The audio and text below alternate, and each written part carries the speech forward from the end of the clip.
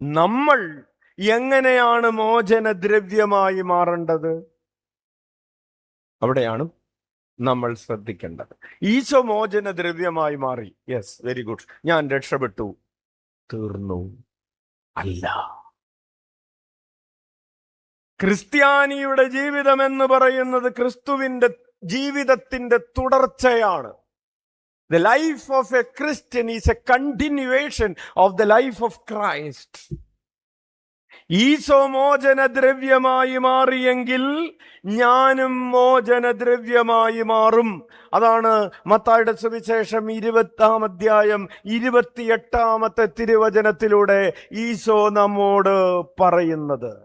ശുശ്രൂഷിക്കപ്പെടാനല്ല, ശുശ്രൂഷിക്കാനും അനേകരുടെ മോചനദ്രവ്യമായി സ്വജീവൻ കൊടുക്കാനും മനുഷ്യപുത്രൻ വന്നിരിക്കുന്നത് പോലെ തന്നെ. എന്ന് പറഞ്ഞാൽ ഈശോ എങ്ങനെയായിരിക്കുന്നുവോ അതുപോലെ തന്നെ നമ്മളും ആയിരിക്കണം. Hallelujah, hallelujah.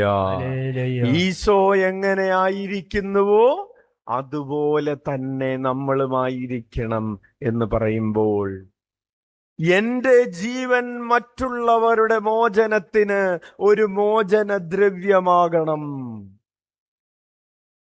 ശ്രദ്ധിക്കണേ, എന്താ അച്ഛൻ പറഞ്ഞത്?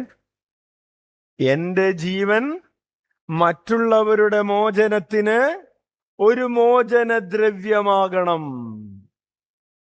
അച്ഛൻ ചോദിക്കുന്നു, ഇന്നുവരെ നീ എത്ര പേർക്ക് മോചനദ്രവ്യമായി മാറി?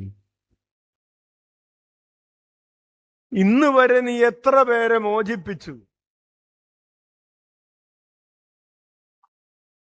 ഈശോയുടെ ജീവൻ അനേകർക്ക് മോചനദ്രവ്യമായി മാറി.